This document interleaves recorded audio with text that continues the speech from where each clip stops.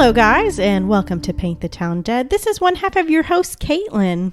And I am Andrew. Oh, my goodness. I'm the other half. You complete... Some would say the better half. Some might not say that. Who says that? I want to know who says you're the better half. Well, I don't want to, out people as talking mess about you. Oh, okay. Okay. And how I'm the best. Is it your parents? No. They love you. For some reason. Oh, yeah. Who knows? I think they have to. It is, in fact, required. Yeah, generally. Some people break that rule. But, yeah. But they're garbage. But anyway, hey, what's been going on with you? Oh, not much. Oh, cool. The weather's nice. Holy cow. I've had the windows open all day. Like last year, it was summer until about October 25th or so. Yes, it was messed up. This is definitely a nice fall day today. I would say it's an almost fall day. It's getting there. I'm going on a little getaway to Eureka Springs soon, and I'm quite looking forward to it because that's in up in Northwest Arkansas where it's a little mountainy, a little more mountainy, and I'm really excited about the leaves. I think they're going to be really pretty when we go, and I'm excited. Yeah, I'm looking at the weather, and we're going to get... Tell me. Tell me. We're going to get into the 80s again, but for only a day. Yay! After that, and that's like a high, it's low 80s, so... That is acceptable. I will take it. I should have mowed today. Well, it rained all last night. Not where I live. Oh.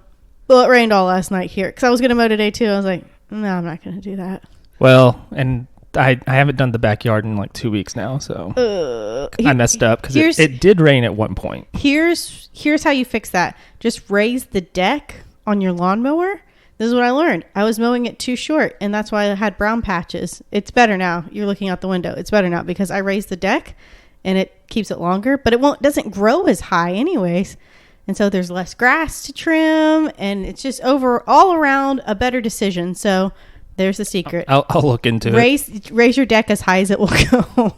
If it's been 2 weeks, you should be good. And so we'll see. It'll be tall, but at least it'll be even, right? We'll see what happens. Okay. But it's miserable. Yeah. Well, but this weather isn't. No. Oh boy, this weather isn't. What else has been going on? So what else has been happening? I don't know. There's all kinds of things going on. Yeah? I guess. Maybe for other people. I don't know. It's just school started, and I feel like a swing of things is kind of getting picked back up. And it's just kind of like you getting nothing crazy has been happening. You're just kind of getting a routine. That's the word I'm looking for. I told you yesterday. I told you I was having trouble with words. Seriously, trying to tell a story to John, and I was like, I can't think of the words I'm trying to say. I was trying to think of the word druid because we were talking about That's Ireland. That's a pretty weird word to need to pull out your butt there, though. There was context. We were talking about Ireland and this place that I went to and how it felt very mystic, and we were talking about religion. I was like, nah, it feels definitely pre-Christian. It feels like very dark, and I was like, what are those people? They're not monks. They're the guys. They're like, he's like mystics. I was like, no, that's not it. Shamans? No. Could not think of the word. I was like, I want to say Dune. I keep thinking Dune. That doesn't make any sense. I know, but I think it was because of the D and the U. Sure. Druid, and that's just, I kept thinking, I was like, it's not that word. It's not even close to that word, but that's why I keep thinking, it's all I can say. I think my brain's going downhill. Mine too. Yay, everything deteriorates when you're 30 and older. Yeah, I guess so. Your brain goes first, and then your body falls apart. I still remember that time when I turned 30, and you were like, stop having an existential crisis. And then you turned 30, and you had an existential crisis. I had good reason to have an existential crisis. We all do. No, I have a better reason. At all times. I have a better reason, so get off me. No. Okay, well, anyways. Oh, just also wanted to bring up, there's another voice has come in to say that it is pronounced Falk. Oh, that's pretty cool. They're like, I'm from South Arkansas, so I know. Oh, yeah. Yeah. Who told you to say that? Oh, it was. Never mind. Shut up. We have to keep going. Okay. Oh, okay. Yeah. All right. We have to get to the story. Okay. All right. So today we are going to be talking about a case that when we made this list, I was like, we have to talk about it this week because I honestly, if I know it's a big case, if it was a case that meant a lot. I mean, all these cases mean a lot to people, but this one stands out really clear in my mind because it happened not that long ago. And I always kind of try to aim, if an anniversary date is coming up, I want to talk about it on the anniversary date just because I know the family's thinking about it then. And each case we can learn something. Hopefully. So, yeah. We can learn something and there's something to bring from it. So while the families remember their loved ones, it's kind of nice for us to also remember them as well. So this week I would like to talk about Beverly Carter. Beverly Carter, actually this past Friday on September 25th, it marked the 6th anniversary of her disappearance. And we'll kind of get into it a little bit more. There's more to it than that. But anyways, let's just go ahead and get started. All right. Sounds great. Okay. So Beverly Carter, she was a very, very well-liked real estate agent with Cry-like Realtors in Scott, Arkansas, which is outside of Little Rock. She lived there with her husband of 35 years, Carl. They had a solid marriage. They were very much in love. The only bad thing that can be said of Carl and Beverly's relationship is that Carl admitted to early transgressions in their 35-year marriage. He had an affair. He had a drunken altercation that led him to punching his wife. But, I mean, they've been together for 35 years. They worked through it. And they raised a family and they had a solid relationship. You know, what marriage should be about is working through things, forgiving. And I'm really glad that they were able to stick through it and work through it together. So Beverly and Carl, they had a really good life together. They had 2 grown sons, 5 grandchildren, and they absolutely loved their grandkids. They spent lots of time with them. Beverly liked to teach them new things like how to ride bikes, tie their shoes, and enjoy the simple pleasures of life, like enjoying little Debbie snacks, which I thought was so adorable. Because that's like what every grandma does, you know, like, I don't know, they spoil you rotten. Yeah, pretty much. Reminds me of a story real quick. My dad likes to tell about my late grandmother on his side. Yeah. Basically where my sister and I would go and visit, and my dad said that we only like going up there because she doesn't make us mind. and she says, I make them mind, and then shows a picture of my sister sitting on like the top of a couch, like very clearly not minding. You know what? That's what grandparents are about. They're there to love you. They're there to give you what you want. Make sure you're relatively safe. You know, every kid's tumbled off the back of the couch. Katie's fine now. It's fine. I mean, the couch was against the wall, so she wasn't going backwards. Perfect. She's totally fine. Yeah. See, that's what grandmas are about. They're there to love you, fill you with sugar, and send you off. So I think that's kind of the relationship that Beverly and Carl kind of had with their grandkids. It's just to love them up real good and give them treats. And her son, Carl Jr., said of his mother that she had a smile that, quote, would fill up a room. And there's this one picture that I think of, and if you look at that picture of her, like, she just has the most glorious smile. It's so beautiful. She's a beautiful person. You know, what? There's no way anybody like in the North or in the West would ever be named Carl Jr. because of the restaurant, and it would be weird. Whereas here, you know, we have Hardee's here. Yeah. But they're the same thing, but they have different names. Yeah. I don't know why. I'm sure it was like two different restaurants merged or some nonsense. I don't know. Probably. I don't know, but... Or maybe it's like a rights thing, like Burger King is called something different in Australia. It is. It's wild. I forget what it is. I can't remember. It doesn't matter. Hungry Jack's, I think, maybe? Maybe. I don't know. I know that Australians call McDonald's Macca's. Macca's? Macca. Macca's. And I think that's how you say it. Anyways, it's weird. Australians say things really weird. And in Japan, they get KFC for Christmas. That's so weird. Yeah. People avoid KFC here on all much. days, especially Christmas. It's basically because like a Japanese businessman tricked people in Japan into thinking that's an American thing that they do, that we do here. That was... That's kind of how it happened. That was sneaky. You dirty dog. Okay. That's right. Eat the rich. What? No. Okay. Down with capitalism. Shut your mouth. Sorry. Shut your mouth. Okay. So September 25th, we're in 2014, going back. So this day began as any other. Beverly, she readied herself for her job and some showings that day. It said it was an exceptionally beautiful fall day, very similar to today. And to make this day even a little better, Beverly won a $50 gift card from work for a small competition in the office. How fun is that? That's very fun. Yeah, I always like money. At around 5:15, Beverly's day began to wind down, and around 5:30, she called Carl to tell him that she had one last showing to do at 6 p.m.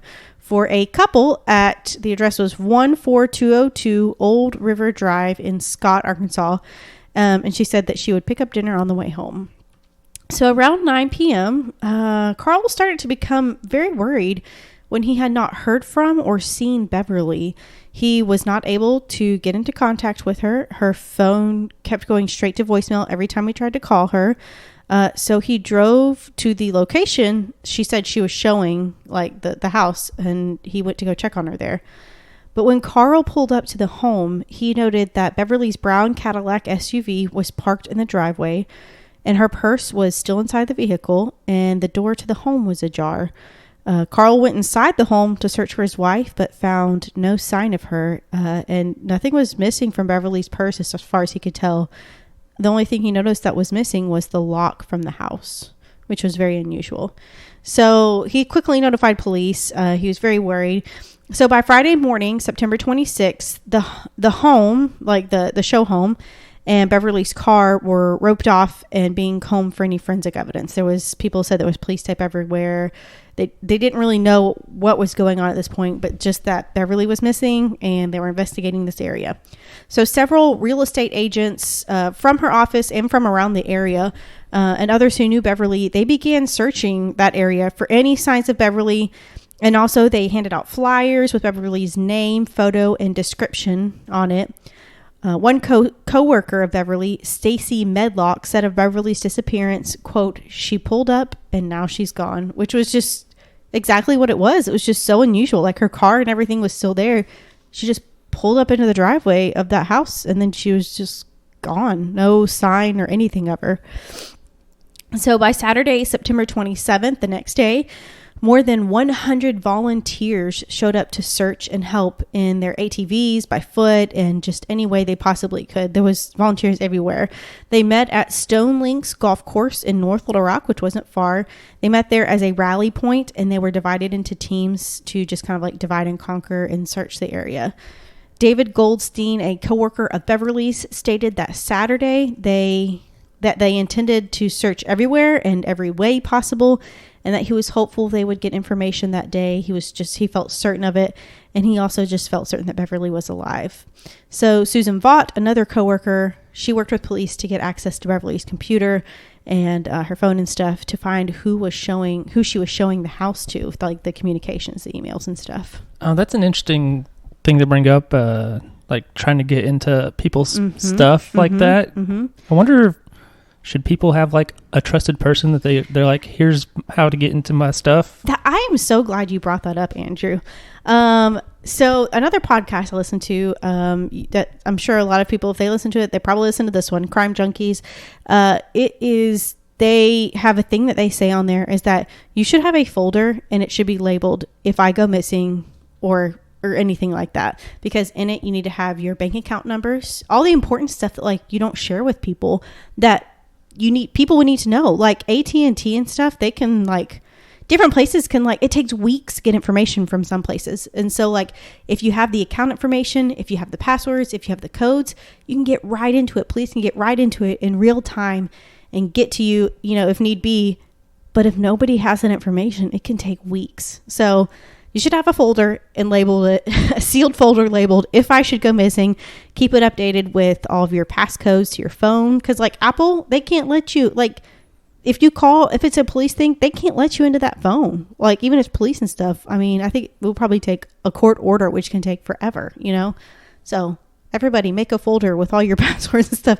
Keep it in a very safe place though, okay? Don't leave it in your car. But maybe not too safe, because somebody has to find it. Well, let somebody, I guess tell somebody. Somebody who you trust and love, tell them where it's at. Well, I guess if you trust them and love them that much, so just tell them your password. But they're not They're not gonna remember that. They're not No. gonna remember it. They're not gonna remember it. I have to like, my passwords are saved on my browser. Oh, now we know. Everybody, go look at Andrew's browser. And sometimes I forget, and I have to like use it. I do too. The password for something else. Yep. I have to go into like the options and find what the password was for that thing. Yep, me too.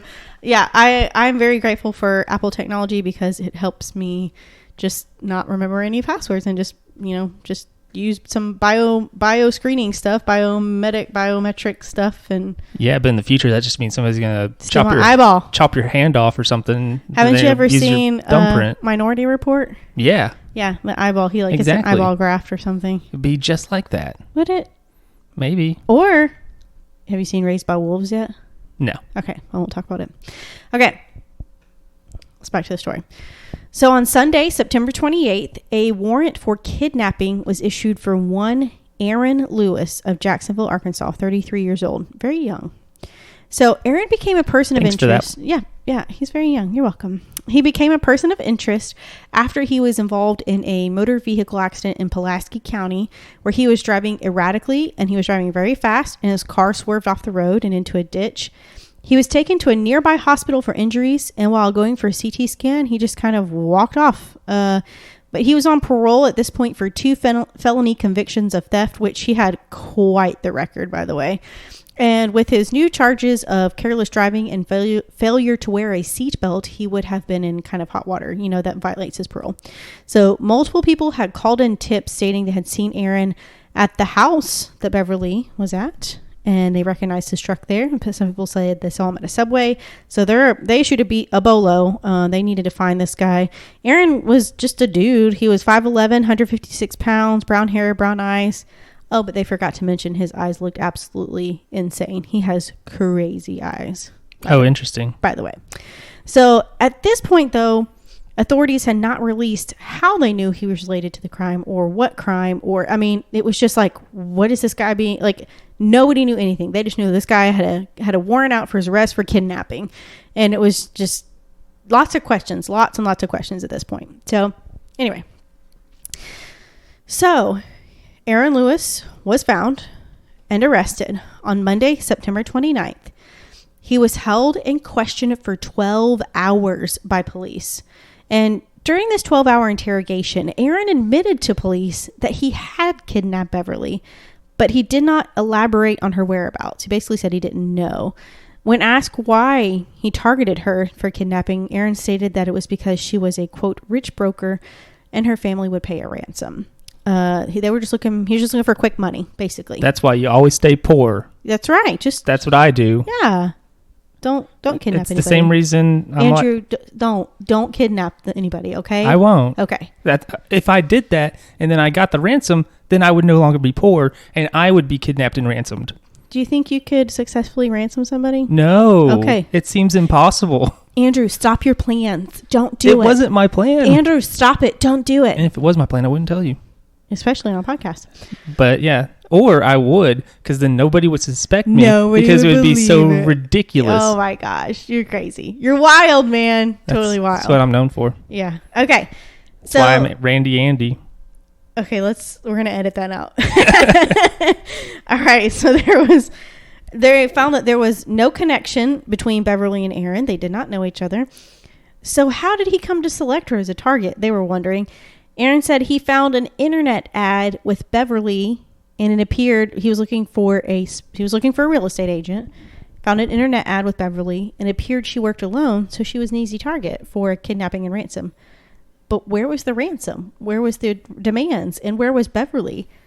All these questions are like, okay, well, what did you ransom for? Did you ransom her? Like, something's falling apart here. There's a lot of questions right here. And he's not being forward. He's not being truthful. So, these questions, however, would soon be answered.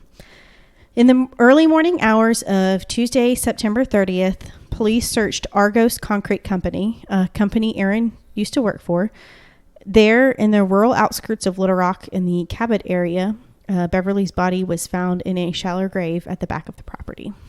So at this point, when I was looking into this case, doing some investigation, it was very hard to find an article that had good chronological layouts, any articles. It was very sporadic. So my question was, through all this, why were police suspecting Aaron in the first place? Like, where did they get that from? So I did find one article detailing transcripts from part of a trial. And according to these transcripts, Aaron greeted Beverly saying, quote, "You're about to have a very bad day," when they met up, because that was who she met up with at the house, was Aaron. At the house she was showing, Beverly met Aaron, and that's how he greeted her. "You're about to have a very bad day," which is... Sounds like me walking into work to the back sometimes as you're greeting the toilet in the morning. "You're about to have a very bad day." Yeah, like... Just kidding. Totally humor. It's like walk in, like, especially when I worked at the Chick-fil-A, yeah. Walk in and it's like packed full of people and everybody's scrambling around. It's just like, "You're about to have a very bad day." Yeah, pretty much. Yeah, except this is way worse. I would agree. Yes. Yes. I'm not going to dispute that.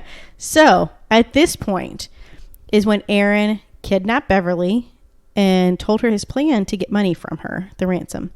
So Beverly was told to call Carl, and she had to leave a voicemail. He didn't pick up his phone. So in it, she stated, quote, "Carl, it's Beverly. I just want to let you know I'm okay. I haven't been hurt. Just do what he says, and please do not call the police. If you call the police, it could be very bad. Just want you to know that I love you very much," which is honestly a really heartbreaking, knowing the outcome of this. It's just absolutely heartbreaking. So cell phone records is what I eventually found, is kind of what led police to Aaron and eventually led them to Beverly as well. So they found records between Beverly and Aaron communicating that he wanted to see that house. So that's how they became connected, and that's how they found, you know what I'm trying to say? Does that make sense? How they figured out it was probably him. Yes, there you go. And then found all the other evidence. Correct. So with these cell phone records, they also found communications between Aaron and his estranged wife, Crystal, and they were both in it together. She was showing this house to a couple. So both of them were there. So they were both in on it. So investigators, they developed Crystal Lowry and Aaron Lewis as suspects after finding records showing communication between Beverly's phone and Crystal's phone. So Aaron was followed, and he had in his possession Beverly's phone. After he got in the wreck and stuff, they found Beverly's phone. And so that's how it all kind of came connected. So it was kind of very sporadic trying to find this information. So that's why it's kind of like sporadic for me. So while Aaron was being held, they hadn't held his wife at this point. They didn't have anything to hold his wife at this point, because it was all kind of Aaron at this point. He had her phone and all that.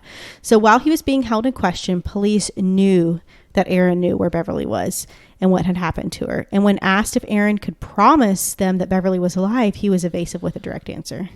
So initially, so he couldn't give a direct answer. So initially, Aaron stated that there was a mastermind behind the plot named Trevor, who headed everything and had the whole plan out. But here's a spoiler alert: there's nobody named Trevor, and it was all a lie. In the world, it's not a real name. There are no Trevors in the. Is your name Trevor? You're a liar. Yeah, that's a nickname at best. Yeah, you dirty liar. Don't trust a Trevor. You can't put that on a birth certificate. It's illegal. I'm trying to think if I know any Trevors and if I'm insulting them. I don't think I know any Trevors. Do I? Do I know a Trevor? There's a football player, Trevor Lawrence, allegedly. I don't know him. It's a lie. He has long hair. And I don't know. He plays for Clemson. Trevor? Yeah. Trevor for Clemson? You're a liar. Yeah, okay. That's right. Your real name's like Tom. Yeah. Trev. Okay.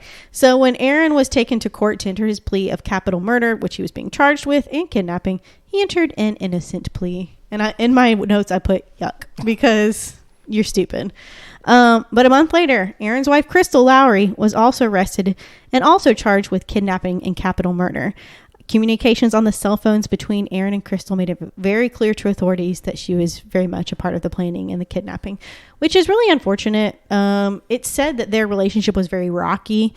She was a bit older than he was. She was trying to kind of get her life back together. She was in nursing school, And he was just a really bad influence. Like he started his felonies at, I think it said age 14. So, I mean, he just led a rough life. And anyway, not saying she's innocent. I mean, clearly she knew what she was doing. She was very new. Anyway, it's just unfortunate influence people have. Okay. And also, nurses aren't to be trusted anyway. Get out. You're no longer welcome here. So, the trial. Leading up to the trial, Aaron, for some unknown reason, still maintained his innocence, even though there was a really strong case against him. Crystal, however, was very smart. She accepted a plea deal of first-degree murder, not capital murder, and 30 years in prison with possibility of parole, with the promise of giving testimony against Aaron. So, but before she could be charged or plead to capital murder, she accepted this plea deal, which was probably pretty smart on her part. Before the trial began, this is even before it began, Aaron asked to fire his attorney and represent himself. And in my notes I put, that's always a good move. Stating he had represented himself successfully before with a lawsuit against, it was either Benton or Benton County, which are two different things. And I'm just like, okay, that's a lawsuit. This is a criminal trial for capital murder, which strongly suggests you not represent yourself. And also, trials are not like they are on TV. What do you mean? Generally, like the way you conduct yourself in a trial and stuff like that.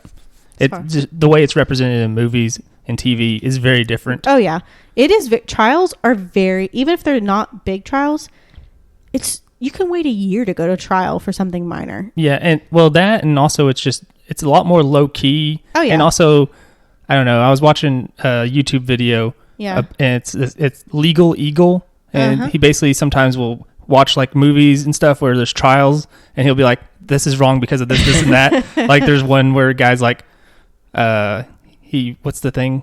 He objects. Oh yeah, and the judge is like, "On what ground?" And he says, "For silliness" or something like that, and the guy's just like, "That's not a real objection." He's like, "Shut up." It's like when medical people watch like Grey's Anatomy and stuff. You're like, "What is that? What are you doing?" Yeah, or like when humans watch NCIS and you see that episode where two humans watch any it? human watching would get this and be like, "That's dumb." Where two of the characters use a keyboard at the same time to fight off a hacker. Well, you're like, wait, what? Wait, what? The NCIS place is being hacked, and two characters use the same keyboard so they can go faster and be better or whatever. It's really dumb. You're like, I'm sorry, that is incorrect. Yeah, it's like, no. I'm not a hacker. I'm barely a human, and I know that that's not right. Exactly. Okay. It's insane. So I couldn't really tell if his request to represent himself was either granted or revoked. Or it was either granted and then revoked, or just straight revoked, because by the time the trial started, he had a new attorney. So if it was capital murder, I guess, you have a right to refuse if you're found competent, which he was. It said he was found competent. I guess you have a right to refuse to be your own representative, to refuse representation except for yourself. I would think you would have to show some knowledge. I guess he has, wouldn't you? No, I don't think so. I mean, because I think there have been times where judges are like, "Nah, man, well, you can't." I mean, this is a capital murder case. I mean, any judge, unless they just like, I don't know, because like I think of it like this: like patients in the hospital, they have a right to refuse medication. They have a right to, refuse treatment, different treatments and everything, refuse blood products. It's their life. They have a right to refuse different things, and it is their right. They have that right. Nobody can force this on them. So I just, I'm wondering if that applies similar to law. Like, you have the right to, legal representation or not. It's your decision, but I don't know. Hey, Andrew. Yeah. You know somebody that knows the answer to this. I do. Can you ask that person? I either will ask them or they will volunteer the information without me even asking. That happens all the time. They'll just be like, "Hey, by the way, I listened to that. You were wondering." And let me tell you. Okay, well, I want to know the answer. Don't Google it. Okay. Quit Googling it. I can hear you Googling it right now. Don't. Joke's on you. I was binging it. Oh. Okay. So, finally, The story, or some semblance of it, came out at trial. So Aaron's defense stated that Beverly's murder was an accident from a love tryst gone wrong. And I was like, okay. And this is clearly unbelievable. Yeah, especially with the voicemail and everything. I was doing the blinking white guy gif. Yeah, you totally were. That was, excuse me? That's Drew Scanlon. Thank you, Drew Scanlon. Yeah. For a very good gif. So here's the true story. This is what came out. Okay, so Crystal and Aaron together had planned to lure Beverly to a secluded and empty home. They chose Beverly because she worked alone and that was my fridge, I'm sorry. She did well at her business. She was very successful. They wanted to hold her for ransom to make a quick buck. So they did succeed in kidnapping her, luring her out, kidnapping her. But for some reason, the plan began to fall apart, probably because Beverly couldn't get a hold of anybody, or the person that would grant the money, which is her husband. So they duct taped Beverly's head, all of it, her face and everything. And so she struggled for air for about a minute, they said, until she lost consciousness. And she soon succumbed to the death mask. And when they did autopsy, the cause of death was asphyxiation, not strangulation, asphyxiation. So are they just stupid? Did they mean to? I mean, clearly. They didn't mean to kill her, right? Probably. When things started going wrong, like things started to fall apart. They couldn't get the ransom, couldn't get a hold of anybody. I think it was kind of decided that they had to get rid of her. Okay. Don't know that, but I think so. Because I'm going to say, that seems like, I don't know, some dullard being like, look at this lizard I found, putting it in a box with no holes in it or something. Clearly, if you tape somebody's face and their breathing mechanisms, clearly they cannot breathe, like, duh. So, and I'm sure that was part of it. Like, you are a functioning adult, that. And especially Crystal, who was in nursing school. Oh, that's a good point, actually. Like, you have no excuse not to know that. Like, of course, you're an adult, that. But if they're like, I didn't know, you're in nursing school, basic anatomy. Like, or you were trying to get nursing school. I don't know if she actually was, but anyway. So she succumbed, unfortunately. So when Beverly was found, she had all of her clothing on. Everything was in place except for a blouse, but they think they might have removed it because it had something on it. But there was no evidence of any sexual violence or anything against her. So when the state questioned Crystal as to why she did not, like, she was kind of saying she was a victim in it all too. So when the state questioned Crystal as to why she did not seek out help when things started to go awry, she said it was for fear of being caught. And Crystal said, quote, she wanted her, as in Beverly, gone, like unable to be found because there was some kind of medication connection, maybe some medicines they had given her, some maybe like anxiety type medicines or something that could be linked back to Crystal. And so she wanted Beverly not to be discovered. So that's why they buried her. So Aaron took the stand saying, this is, okay, this is his story, which makes me just laugh out loud. Aaron took the stand saying he was forced to admit to a crime he did not do, the kidnapping, not the capital murder, the kidnapping, to protect his wife. His story was very wild. He said he simply picked up Beverly from the show home. It was all Crystal's idea, but he just picked up Beverly from the show home, drove her to he and Crystal's house, where Beverly and Crystal had a sexual encounter that went bad and led to Beverly's death. Which is ridiculous. So he detailed how he disposed of Beverly's body after the accidental encounter to help protect his wife. He did that for his wife.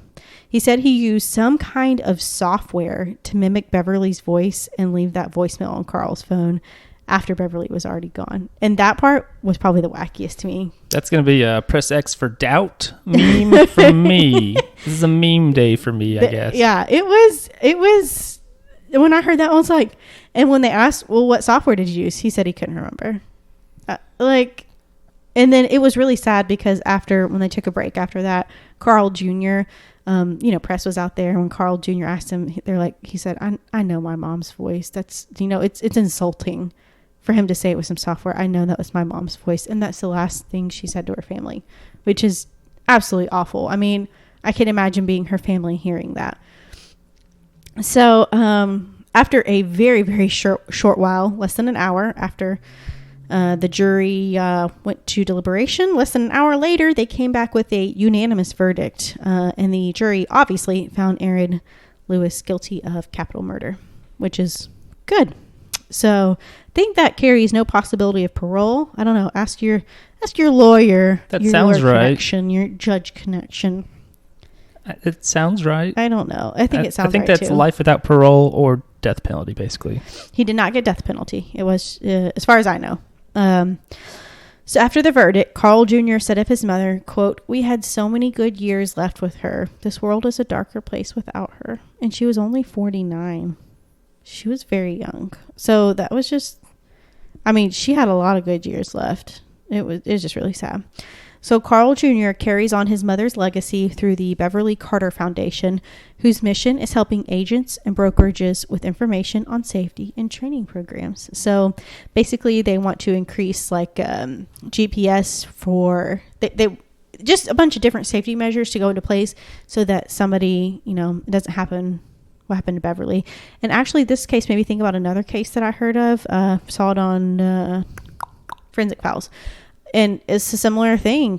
A lady went to show a house. It was she was in a show home, like in a neighborhood. There was a show home and she was a real estate person stationed in that show home. And somebody came into the show home and murdered her. She was alone and traffic was kind of in and out, you know, like she could go all day without seeing anybody. So it was a very secluded type situation. People did see that person. That person did, you know, get arrested and come to justice. But it made me think of that. So it's a very high risk job that you wouldn't think being high risk, but you do put yourself in some situations with people you don't know, with strangers. So the Beverly Carter Foundation is bringing attention to that and trying to find new ways to keep real estate agents safe, which is a wonderful thing. So that is the sad case of Beverly Carter. So what is today, the 28th? So in 2 days will be the 6-year anniversary of her death, so of her discovery.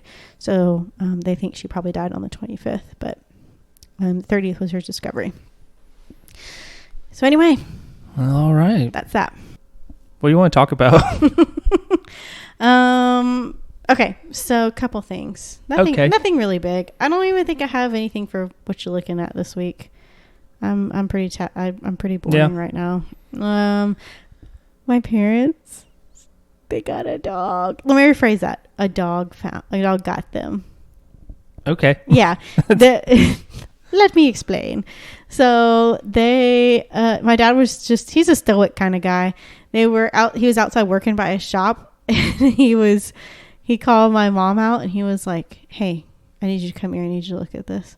And it's just a sweet little puppy, little sweet doggy curled up by the shop and just a sweet little girl. And Dad was like, "Okay, you can feed her and give her water," which is game over at that. If he said that, it's happening. It's already a done deal. He's like, "Just take her to the vet, make sure she's okay and everything checks out. No, we won't make any decisions until then." Even if she had like massive heartworms, he still would have been like, "Well, we have to take care of her." So, and my little niece named her Lily. That's so cute. Isn't that cute? That's adorable. She called me today. She was like, my niece did. She's 6 years old. She said, "Have you heard the story of Apple Johnny Seed?" And I was like, why does that? Yes, but something doesn't sound right about that name. I can't pinpoint it. Oh, it's Johnny Appleseed. But that was so cute. Have you heard of Apple Johnny Seed? So I guess they're learning about that in school right now. The thing I learned today is that that's a real guy. I was about to say that. I was like, Appleseed's not his name though. It's Johnny. It's like Chapman. Yeah. See, it started with a C. So that's about it for me. They should have renamed apples to chapels. Oh my gosh, you're so right. There's a thing called chapel. No, wait, you're wrong. It'd be spelled different. How would it be spelled? Like apple, but with CH. With CH. Whereas chapel, as we think of it, is spelled P-E-L. EL at the end there, and only one P. Yeah. Yeah, PEL. I went to the Memphis Zoo this weekend. Why? My nephew. I took my nephew. John and I took my nephew. That was John's first time at the Memphis Zoo. It was pretty. That's the worst state I've ever seen it in. It was pretty bad. Like in disrepair, or like nobody's there. Well, it was kind of nice. There weren't a lot of people there, but it was Friday morning as well. You know, it was during a work day. The weather was pretty overcast, but it felt nice. So I don't care if it's cloudy. It wasn't hot, which was nice. So I didn't mind there not being a lot of people. A lot of the exhibits, the animals were not there. I'd say about 20% of the exhibits, the animals weren't there. And herpetarium, which is where snakes and lizards and stuff are. The aquarium, there's something else. They were not in good shape. They looked very raggedy, which is the worst I've ever seen it. Normally it's in much better condition than that. So John was like, I was a little disappointed because he loves zoos and he's never been there. It's a whole big thing to his family. His dad's like, no, I took you there. And John's like, I've never been there. So I got to take him. But anyways, it was just, I don't know. I like the Memphis Zoo. I've been there a lot. It's been a minute, and it's definitely the worst state I've ever seen it in. It's a little sad. That is sad. But I guess I understand because, COVID. But I was like, why don't they fix it and, make it better? And John was like, with what money? They just got, that could be money? True, yeah. So, yeah. Do you ever tell me eat too much? All the time. Do you ever eat too much in a way that's wild? As in, or crazy person town? Like a eating contest? Not necessarily. Or like the product is wild. Like kind of like when I've done this a couple of times. Like eating a human? No. Okay. Like eating like a death pepper? No. Okay. I was thinking more like how every time when I'm at the grocery store and I walk by the freezer, some of the freezer stuff, yeah, I'll just see something and I'll think I should just get that. Oh, all the time. And but this is a specific thing. Oh, it's the ring of cocktail shrimp. Oh, I love those things. I have at least twice bought one of those and eaten it by myself. I did too. And I just feel awful afterwards. Like, what am I doing? Where did my life go wrong? I did eat them all. Actually, I think it was maybe on one of our first dates, first time hanging out. I made dinner for John and I, and I didn't know he didn't like shrimp, and I bought one of those things. And he's like, I don't like shrimp. And I was like, well, I guess I'm eating 100% of this, and I did. There's also like times where I think I used to do when I worked up in Jonesboro. I'd get off work and get in my car. I would call Upper Crust Pizza. Ooh, I love Upper Crust. Because I live right by it. And the adult one. Oh, and with beverages. Adult beverages. Of the adult variety, yeah. And anyway, I'd usually like call them while I'm driving home, be like, I want a large pizza and breadsticks or whatever. Yum. And get home, take a shower, drive over there, and it'd usually be ready like right when I got there. Nice. And usually the best thing is because you order a large pizza and breadsticks, and it's like, this is a 2 to 3 meal event. Of course. But there were a couple times where it was a 1 meal event. No, you did not. I felt awful. God. Yeah. I can imagine that the consequences of that a few hours later would not be pleasant either. I wanted to die. Well, I'm just talking about the, yeah. No, I get it. The extraction event. The other one, I only did this once. Oh, no. I ordered like 32 wings. What? No. Bone-in wings. Were they spicy? No. Okay. It was probably lemon pepper was definitely one. Was garlic parmesan? No. It would have been. It was probably honey barbecue at that time. That's good. I was probably into that. Was it wings to go? Wings. Yeah. Wings to go. Uh-huh. Yeah, and I ate all of those over the course of about 3 or so hours. Okay. While watching WrestleMania 30. Get out. It was, man, just like, what am I doing? What? Hey, speaking of wrestling. This is your segue. That's right. We have a new segment, you guys. This is the beginning, sort of what you're looking at in a way. Yeah. Because I was looking at a lot of wrestling over this past week and weekend. Okay. Some of it great. Was it? Some of it good. Okay. Some of it real crap. Okay. It's about wrestling is probably 90% real crap.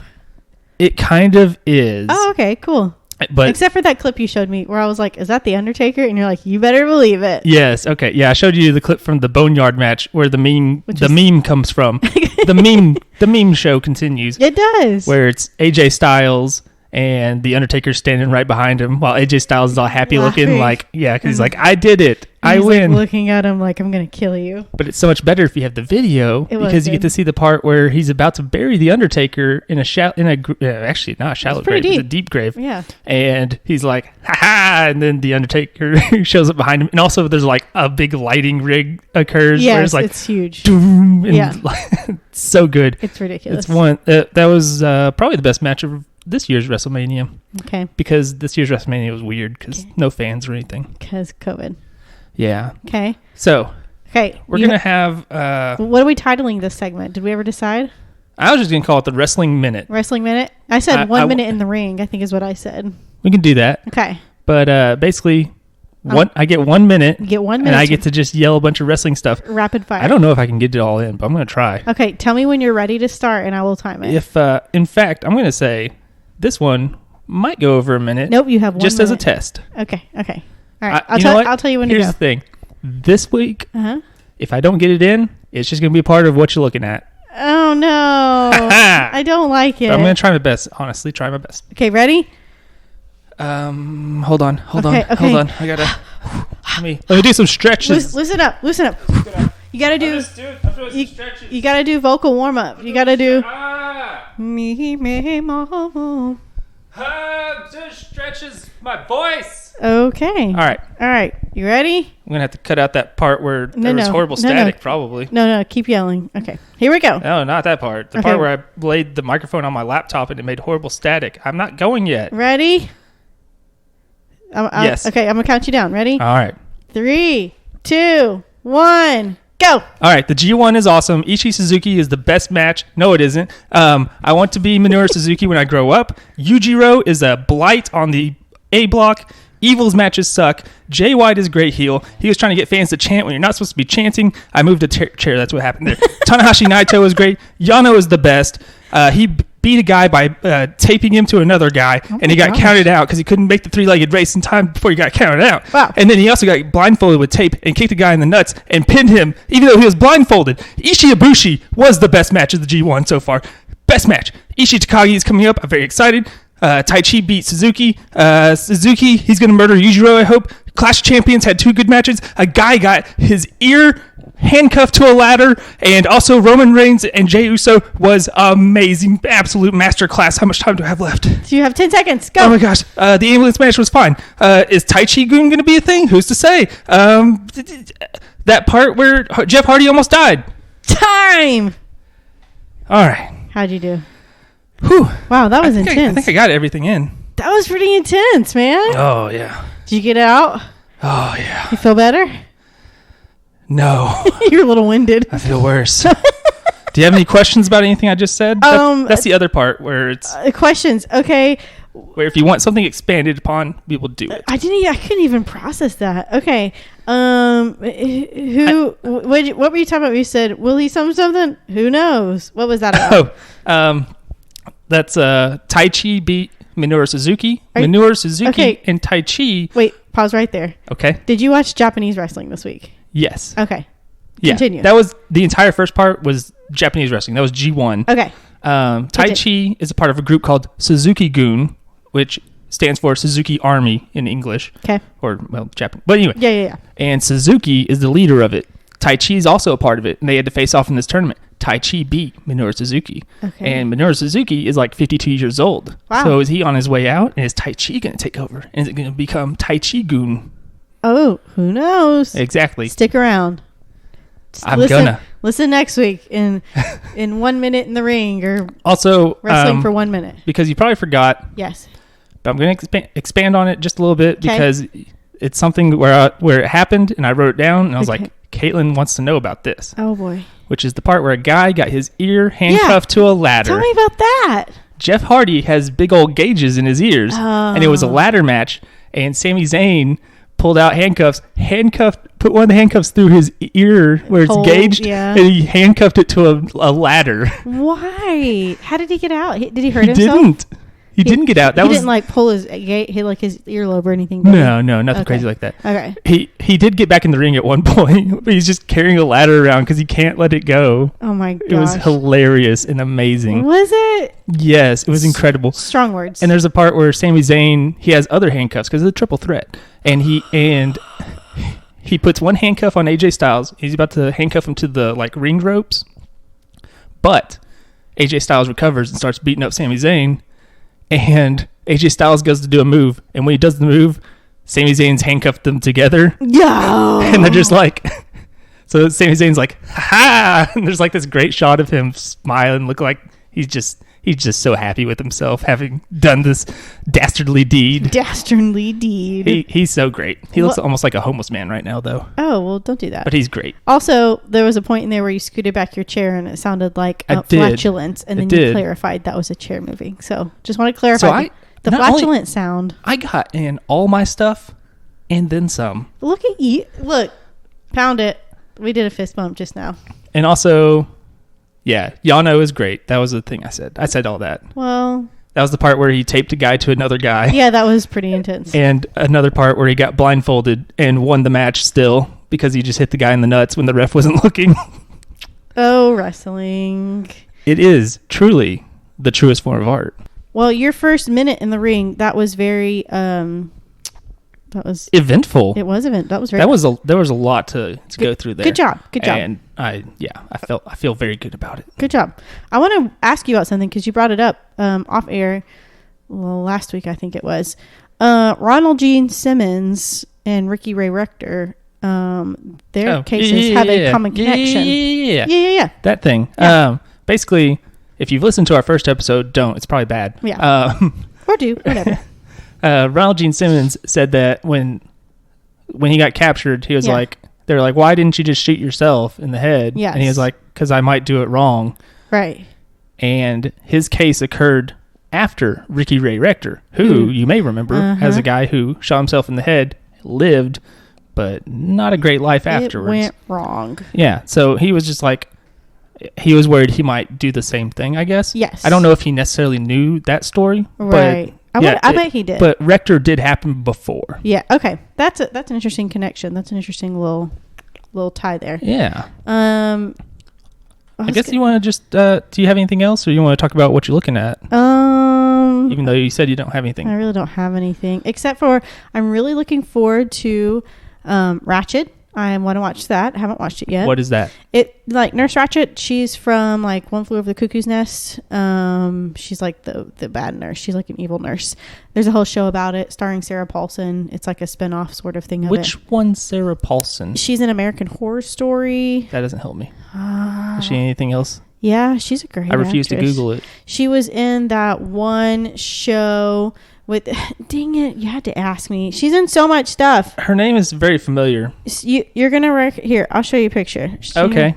You're going to recognize her when you see her. Everybody in your mind, also Google Sarah Paulson right now so you can see her picture. Okay, look at her, Andrew. All right. You recognize her? I don't know if I do. How do you not recognize her? I don't know. Here, look, there's the first Google image. Yeah. And the second. And hopefully everybody at home is brought up their Google. That's her, I don't know if that's her fiance or girlfriend. But that is... Oh, she is lesbian? Yes. As Iron Sheik would say, he said lesbian. Like Alan Degenerate. Like who? Alan Degenerate. Are we back on wrestling? Get off of it. You had your minute. Sorry. Get out of there. Okay, let's see what movie she's famous for. American Horror Story, Ocean's 8, American Crime Story. That's what I was thinking of. Ratched. She was in Bird Box. Oh, she was in Glass, though. Yeah, she was in Glass. Miss America, which I haven't seen. I feel like I maybe just straight up don't know who this person is. I can't believe that. I won't accept that. I've gone against my word. I've brought up IMDb as well. Have you? Yes, because I'm trying to see if there's anything I recognize where I'm like, oh yeah, I saw that. Well, anyways, she is a phenomenal actress. And anyway, she's playing Ryan Murphy, who is the director of American Horror Story. He's also the director of Ratched, and she stars in it. So I really want to see that. Also, really excited.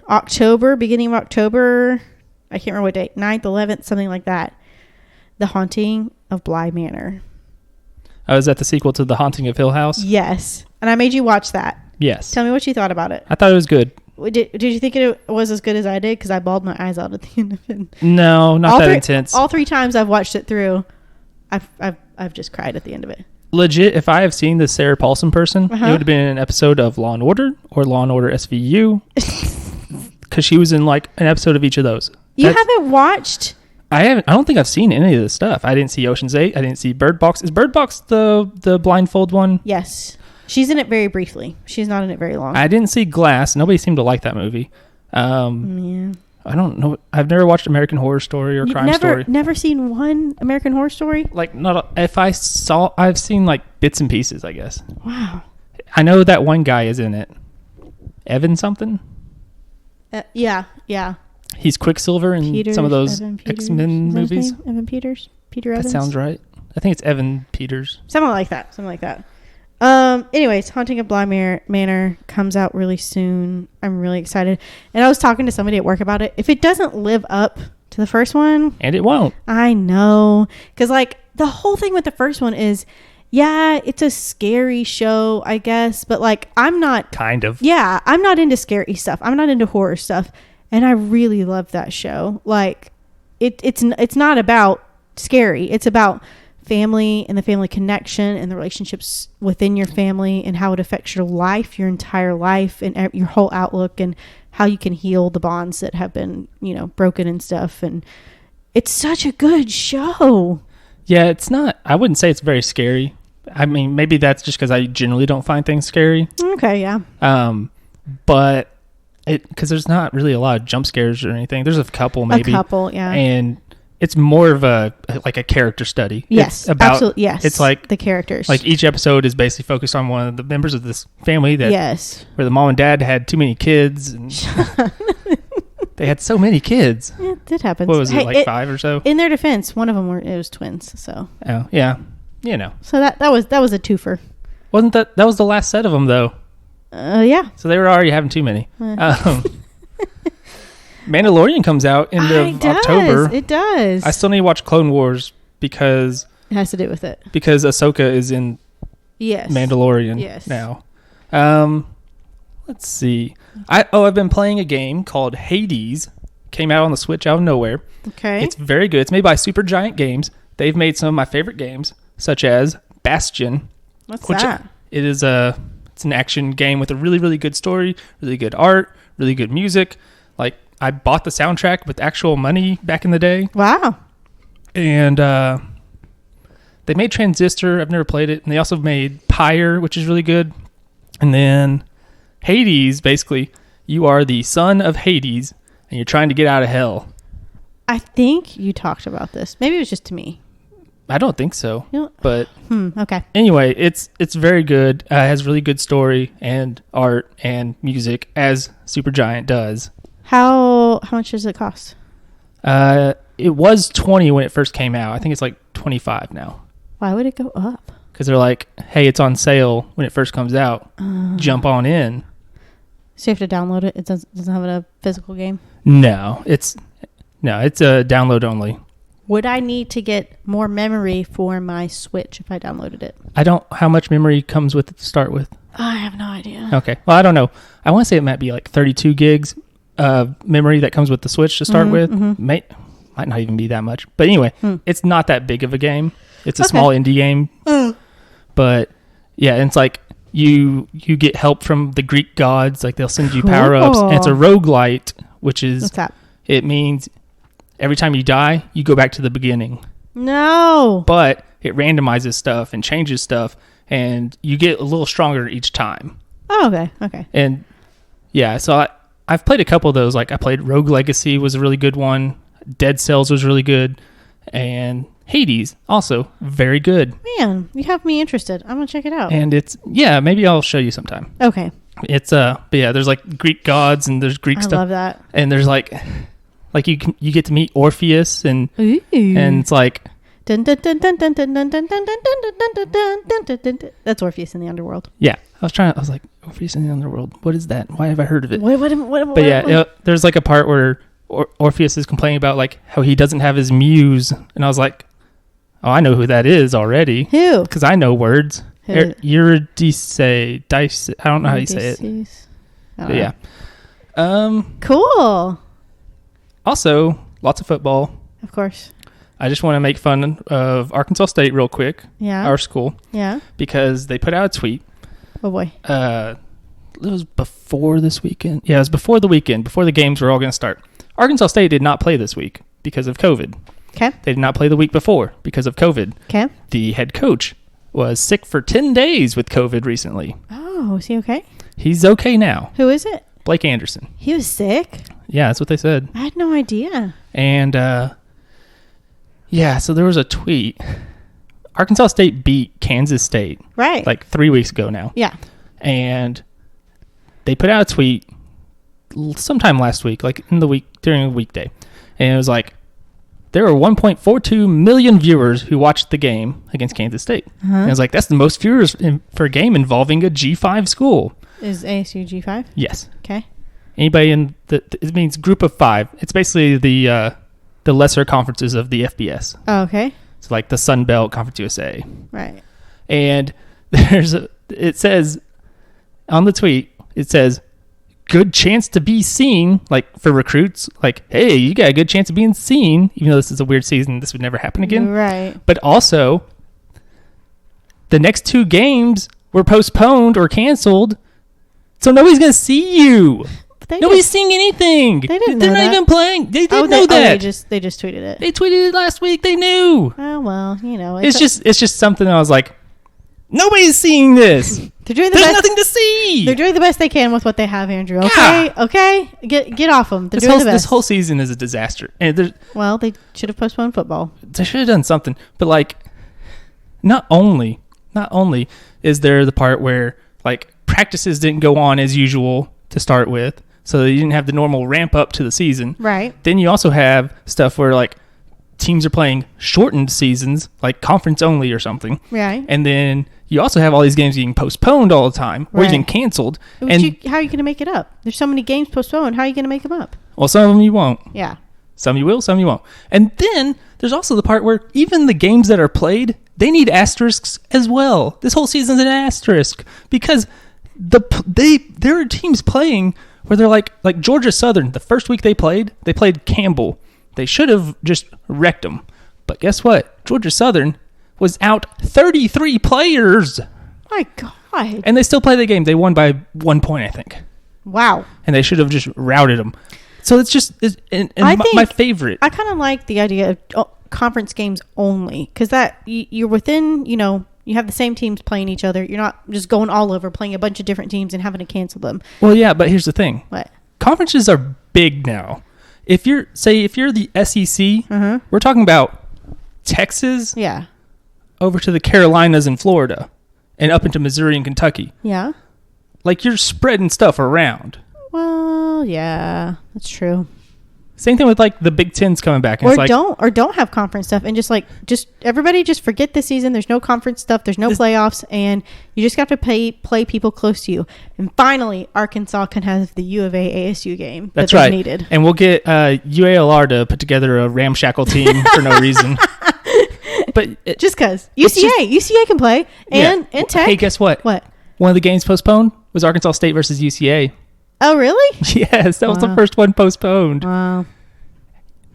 Yeah, exactly. Well, So it all sucks. This whole season is pointless. Agreed. I just feel like people will make fun of Central Florida because they claimed the national title a few years ago because they went unbeaten. They beat the only team that beat the national champion. The whole thing. That national title has more legitimacy than anybody who wins this year, in my mind, because the season is stupid and pointless. It is. And I just want to point out, I want to bring up Houston, the University of, because they've been trying to play games. They haven't played one yet. They were supposed to play Washington State, but the Pac-12 canceled their season. But now they're coming back in like October or November. Weird. And they were supposed to play Rice. That game got postponed, I believe, by Rice itself. Okay. Then By Rice, the food. By the food. Yes. Okay. And then they were going to play Memphis. They got the COVID. Games postponed. Then they were going to play Baylor. Baylor had a game canceled. and Houston had a game canceled, which was that Memphis week. And so like, hey, we can play each other. Just kidding. Baylor got the COVID. That game's canceled or postponed as well. Wow. And then they were going to play North Texas this past weekend. Guess what? North Texas got the COVID. So Houston has had 5 games postponed or canceled, and none of them were actually their fault. It was everybody else. Nobody showed up to Houston's party. It's just so dumb. Yeah. This whole thing. There's no point. Here's what's not dumb. I don't know. I got wearing a mask. Yeah, that's not dumb. You are correct. Wear your mask. I just bought 5 reusable ones, which are not technically CDC approved, but it's fine. I cover my face and I cover my nose along with my mouth. That's another thing. Watching these stupid games, there was, I think I may have mentioned this last week, where there was like every time a game starts, they'll be like, yeah, fans are allowed, but it's only so many, and you have to wear a face covering or whatever.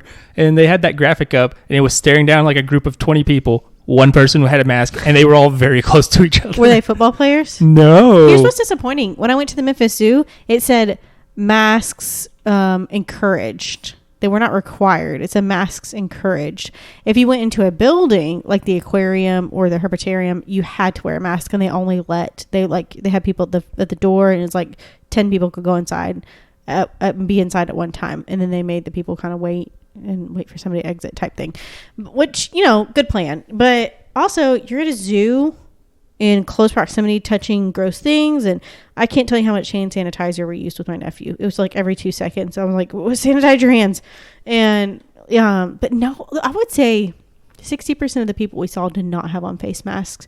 I wore one the entire day. We were outside. The only time I took it off was when we sat down to eat, and that's it. I mean, it's not that big of a deal. No. And also, I feel bad for like some of these people who go to these games.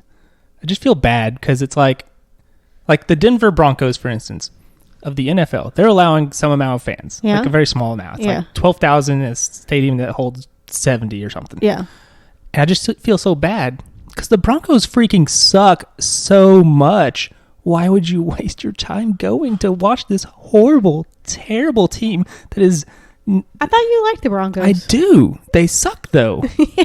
I was like, wait, don't you like the Broncos? Yeah. I hate the Chiefs. They're great.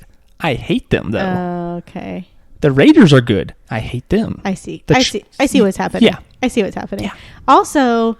I saw one thing. It was like it was some football. It was on TV or something in break room.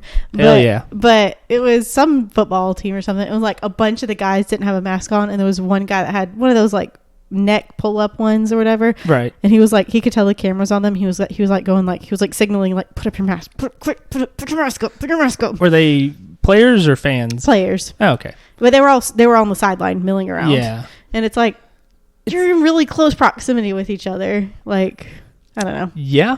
Yeah, they are. But anyway. And they're playing a game where they're going to be sweating all over each other. Breathing in each other's faces. Yeah. And, I mean, I know they're doing testing and stuff, but you get it from other places. Yeah. There was apparently a COVID outbreak for WWE recently, which... Well, stop wrestling. Which is... you are real close to those people. Oh, also, I just want to expand on... No! I want to sort of expand.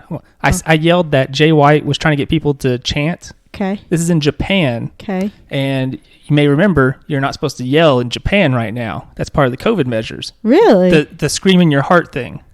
What? We've talked about this. There was like a thing put out by Japan. This is a joke. And it was for it was regulations for reopening theme parks.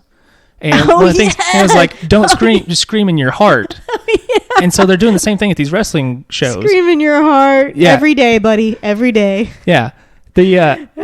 So like the fans at the show, they're not allowed to scream, or at least they're not supposed to. They can only like clap or stomp or whatever. Right. And Jay White, being a jerk, was like, why aren't you he got a mic and he's like, don't you want to chant? Don't you want to chant his name? Is he American? He's from New Zealand. Okay. But yeah, he's speaking English. He's like, come on, chant. Ibushi. He's your hero, right? And nobody made a peep. I scream in my heart. Yeah, it was so good. It was so funny. Loved it. And they're like, hey, and he's Jay White, they can't. Yeah. Well, he's a bad guy. Yeah. Oh. That's why he was doing it. Okay. He's being a jerk. What a jerk. He was like, I'm going to get y'all to get COVID. and they're like, we're too smart for you. Not us. We're Japanese. We're too smart for you. Go back to New Zealand, you jerk. You dummy. Yeah, so that's that. Anyway. That's what I've been looking at. What else has been happening? Oh, school. Yep. It is curb stomping me all day. Yeah. I'm finishing with one of my classes soon, and then I'm finished too. I'm quitting. I give up. Well, don't do that. Don't toss your phone on the cushion table like that. I'll do what I want. I'll toss this microphone. I don't give an S. An S. I don't give a single solitary poop. Oh. Good. No, don't throw it. We need these. Yeah, I mean, yeah. We need these. Anyway, okay. I got nothing. Me neither. Okay. If you do, write it down. We'll get it next week. Guys, we're wrapping this up. Thank you so much for sticking with us. We appreciate you listening to us. We appreciate you stopping by this week and last week and all the weeks before. We appreciate you supporting us by subscribing, liking, sharing, comment. If we post something, please blast it to all of your friends. That is what helps us very much. Let's see what else we got. You can find us on social media. You can find us on Facebook at Paint the Town Dead, and on Instagram, Paint the Town Dead, all one word. Twitter, PTTD Pod, and please email us at pttdpod@gmail.com. We drop episodes, every Tuesday, and it's a bolo every Tuesday for our new episodes. And yeah, if we leave a review, you can leave a review, please, within the podcast apps. Sometimes, depending on what podcast app it is. Make sure it's a good review. If you have something bad to say, just don't. If you don't have something nice to say, just don't say it at all. You know what? Come to us. Yeah, you can email. You can message us. We'll take care of it. We'll take care of you. Don't air our dirty laundry out. We air for our everybody own dirty to laundry. See. Yeah. We don't want to do that. We'll take care of it. We want you to come to us directly, and we will talk it out. Yeah, we'll be super nice about it. Probably. I will. Unless you say something insane. If you're like, the Kehoe brothers did nothing wrong, I'm gonna be mean to you. If it's something like that, I'll let Andrew take that one up. Yeah, but if it's something like, hey, you screwed up this fact. We'll be like, we're going to correct that. Sorry, thank you. I sure would love to know. Yeah, I do. Like, we're legitimately, like, when we say that, please tell us. We really need to know. Like, we want to spout facts. Yeah, please be nice about it, though. Don't be a butthole. Don't curse us. Don't come at us saying we're a bunch of fart heads. We try our best, okay? We do what we can, okay? All right. Okay, cool. Guys, thank you. Thank you for stopping by. And we will see you next week for another episode of Paint the Town Dead. Goodbye. Live your life without regrets unless you already have regrets, in which case it's too late.